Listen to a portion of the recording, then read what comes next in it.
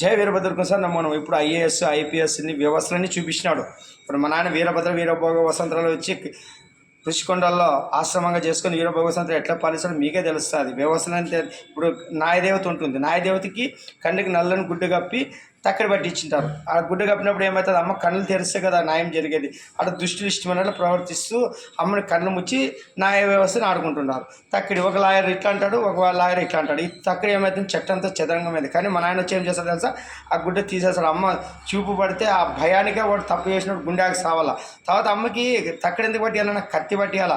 కత్తి పట్టిస్తే ఆ న్యాయదేవతను చూసే కళ్ళు ఆ చూపుకే వాడు వెన్నులో వణుకు పుట్టాల. తప్పు చేసేవాడు అసలు ఆ గుండెకి సావాల. అది న్యాయదేవత అంటే అట్లా చూపిస్తాడు మా నాయన. రాకూడదు దగ్గరలోనే ఉండే వీరభద్ర రాజ్యాంగం వస్తుందని సందేహం అవసరం లేదు. మనుషుల్ని ఎట్లా గాడిలో పెట్టి వ్యవస్థల్ని అన్ని రకాలుగా స్త్రీ పురుషుల్ని యువతి యువకుల్ని భ్రష్టుపట్టిన రాజకీయాలని వ్యవస్థను అన్నింటినీ ప్రచారం చేసి ఎట్లా పాలిస్తారో మీరే చూస్తారు. జై వీరభద్ర.